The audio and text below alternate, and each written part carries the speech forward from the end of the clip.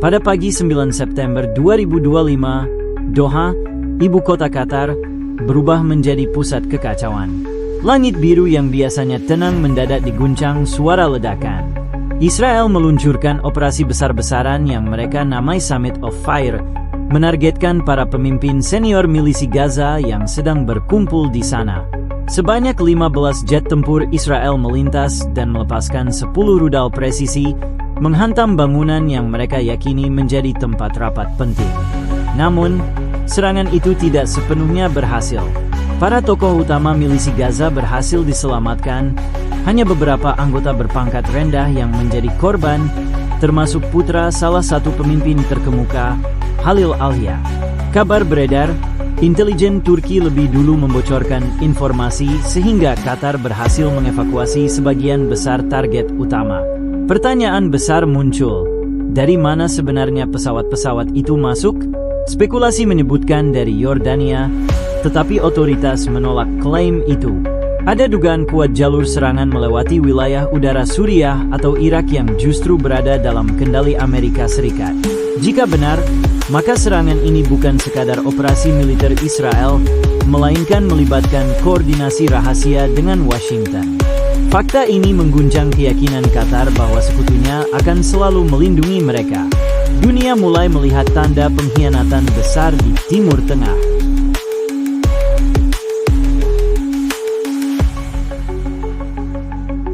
Doha tidak hanya sekadar ibu kota kecil di Teluk, melainkan simbol diplomasi regional. Sejak 2012, Qatar sudah menjadi rumah politik bagi para tokoh Gaza.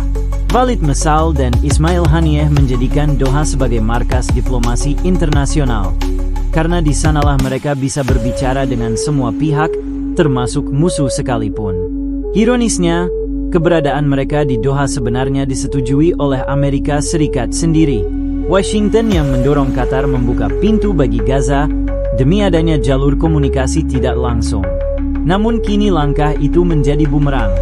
Israel tahu pusat pertemuan berada di Doha, dan serangan mereka justru menunjukkan bahwa keberadaan Gaza di Qatar bukan lagi sekadar simbol diplomasi, melainkan titik rawan. Pertanyaan besar pun muncul. Jika Amerika sejak awal mengetahui lokasi mereka, mengapa serangan ini tidak dicegah?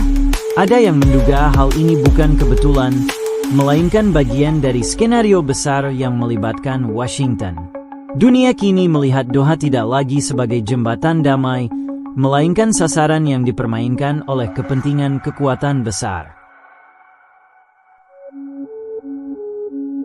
Kehadiran pangkalan udara Amerika Serikat, Al-Udaid, yang merupakan pangkalan terbesar di Timur Tengah, membuat Qatar selama ini merasa aman.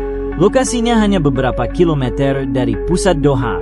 Namun, serangan Israel justru terjadi tepat di dekat pangkalan tersebut tanpa ada deteksi apapun. Bagaimana mungkin sistem pertahanan canggih Amerika tidak menyadari pergerakan 15 jet tempur Israel? Dugaan pun semakin kuat bahwa ini bukan kelalaian, melainkan pembiaran. Bahkan, muncul klaim bahwa Qatar sudah diberitahu lebih dulu oleh utusan khusus Trump, Steve Wolf, terkait potensi ancaman. Tetapi pejabat Qatar membantah keras. Menurut mereka, telepon peringatan dari Amerika justru datang setelah rudal-rudal Israel menghantam. Hal ini menimbulkan kecurigaan bahwa Washington sengaja membiarkan serangan itu terjadi. Qatar merasa dikhianati oleh sekutunya sendiri. Serangan ini bukan hanya tentang rudal, melainkan pesan politik yang mengubah wajah keamanan kawasan Teluk.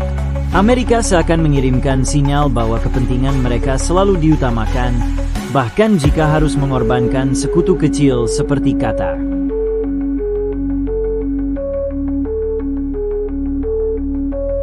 Beberapa minggu sebelum serangan, Qatar sudah mencium tanda-tanda adanya ancaman. Aparat keamanan berhasil menangkap sejumlah agen asing di Doha yang diyakini terkait jaringan Mossad.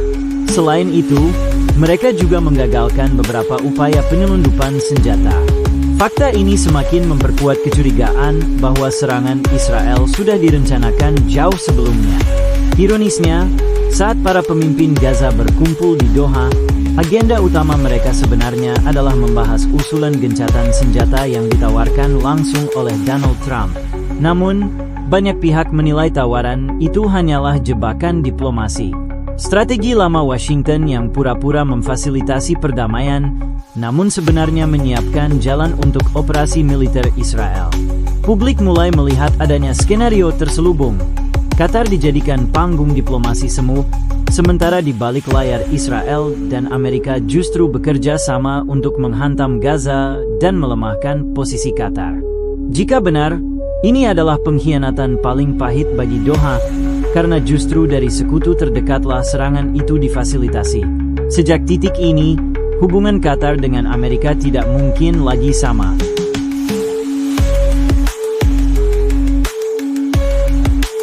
Reaksi internasional muncul dengan cepat setelah serangan tersebut. Sekretaris Jenderal PBB, Antonio Guterres, secara terbuka mengutuk tindakan Israel dan menyebutnya sebagai pelanggaran hukum internasional. Arab Saudi pun bersuara lantang, mengumumkan dukungan penuh terhadap Qatar dan bahkan menegaskan akan mengerahkan seluruh kemampuannya untuk membantu jika diperlukan. Pernyataan Riyadh mengejutkan banyak pihak, sebab biasanya negara-negara Teluk sulit bersatu karena persaingan politik dan ideologi. Solidaritas ini menjadi sinyal bahwa ancaman terhadap Qatar dianggap ancaman terhadap kawasan. Turki juga mengeluarkan kecaman keras, menuding Israel sengaja menggagalkan upaya perdamaian. Nada yang sama datang dari Eropa, khususnya Prancis dan Inggris, yang menilai serangan Israel ke Doha bisa memicu eskalasi lebih luas di kawasan. Dunia seolah terbelah. Di satu sisi, dukungan besar untuk Qatar. Di sisi lain, Amerika tetap diam tanpa memberikan respons jelas. Keheningan Washington semakin memperkuat dugaan keterlibatan mereka dalam operasi militer tersebut. Diamnya Amerika Serikat menimbulkan tanda tanya besar. Bagaimana mungkin sekutu utama Qatar, yang memiliki pangkalan militer terbesar di Al-Udaid, tidak bereaksi terhadap serangan besar seperti itu? Sebagian pengamat menilai sikap bungkam ini adalah bukti bahwa Washington memang mengetahui operasi Israel sejak awal. Bahkan, ada yang berpendapat serangan itu merupakan bagian dari strategi geopolitik yang disusun bersama. Qatar pun merasa posisinya sebagai negara kecil di bawah bayang-bayang sekutu besar menjadi kelemahan fatal. Mereka menyadari ketergantungan penuh pada Amerika justru membuat mereka rentan dijadikan pion dalam permainan politik internasional. Serangan ini akhirnya membuka mata dunia bahwa tidak ada negara kecil yang benar-benar aman meskipun memiliki sekutu superpower. Qatar harus segera menentukan arah baru. Apakah tetap berada dalam orbit Amerika, atau mulai mencari aliansi alternatif untuk menjaga kedaulatan mereka sendiri? Pilihan itu akan sangat menentukan masa depan politik dan keamanan Doha di kawasan. Bagi Qatar, serangan Israel membuka babak baru diplomasi dan strategi keamanan. Doha menyadari bahwa kedaulatan tidak bisa hanya bergantung pada perlindungan sekutu. Ada dua skenario yang bisa ditempuh. Pertama, eskalasi. Qatar bisa mengambil langkah tegas, seperti mengusir pangkalan militer Amerika dari wilayahnya, atau membangun aliansi baru dengan negara-negara Arab dan Islam. Langkah ini akan memperkuat posisi independen, tetapi risiko besar menanti.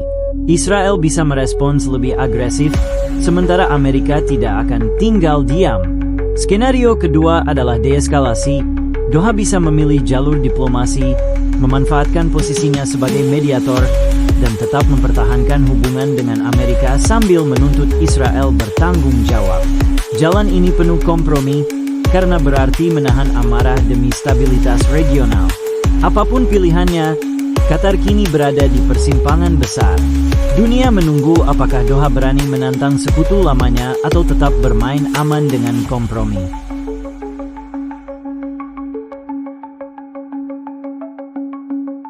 Dampak serangan Israel terhadap Doha lebih luas daripada sekadar kerusakan fisik. Serangan itu telah mengguncang kepercayaan publik internasional terhadap Amerika Serikat sebagai pelindung sekutu-sekutunya. Bagi negara-negara kecil lain, Qatar menjadi contoh nyata bahwa bergantung pada satu kekuatan besar bisa berujung bencana. Banyak analis menilai bahwa peristiwa ini dapat mendorong negara-negara Teluk untuk lebih mempererat hubungan dengan Turki, Iran, atau bahkan Tiongkok, guna menyeimbangkan dominasi Amerika. Jika benar Qatar mengambil jalur ini, maka peta geopolitik Timur Tengah akan mengalami perubahan signifikan. Israel pun tidak bisa lepas dari dampak politiknya. Tindakannya terhadap Doha justru memperkuat persepsi bahwa mereka hanya mampu bertahan dengan dukungan penuh Washington, bukan karena kekuatan mandiri. Dunia Arab kini punya alasan lebih kuat untuk menentang agresi Israel secara kolektif. Serangan ini bukan sekadar serangan militer, melainkan pemicu pergeseran geopolitik regional.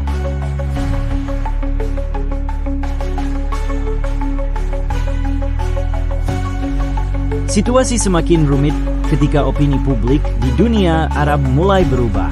Jika sebelumnya Qatar sering dianggap sebagai negara kecil yang terlalu dekat dengan Amerika, kini posisinya berubah menjadi korban pengkhianatan. Narasi ini membuat simpati mengalir deras ke Doha. Demonstrasi dukungan muncul di beberapa negara Arab dan Muslim, menuntut solidaritas untuk melindungi Qatar dari ancaman Israel. Bahkan, beberapa kelompok politik menyerukan boikot terhadap kepentingan Israel di kawasan. Tekanan publik ini bisa memaksa pemerintah-pemerintah Arab untuk bersatu melawan agresi Tel Aviv, sesuatu yang selama ini sulit diwujudkan. Namun, ancaman besar juga menanti. Israel kemungkinan tidak akan tinggal diam jika Qatar benar-benar berhasil membangun blok perlawanan regional. Dengan dukungan Amerika, mereka bisa melancarkan serangan lanjutan untuk menekan Doha. Qatar kini berada dalam posisi sulit, menjadi simbol perlawanan sekaligus target empuk dalam dinamika geopolitik yang lebih besar.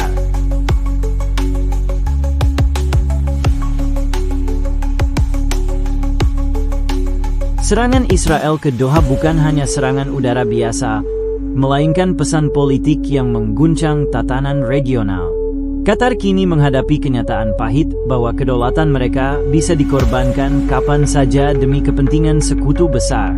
Dunia melihat dengan jelas bahwa Amerika selalu menempatkan Israel di atas sekutu lainnya.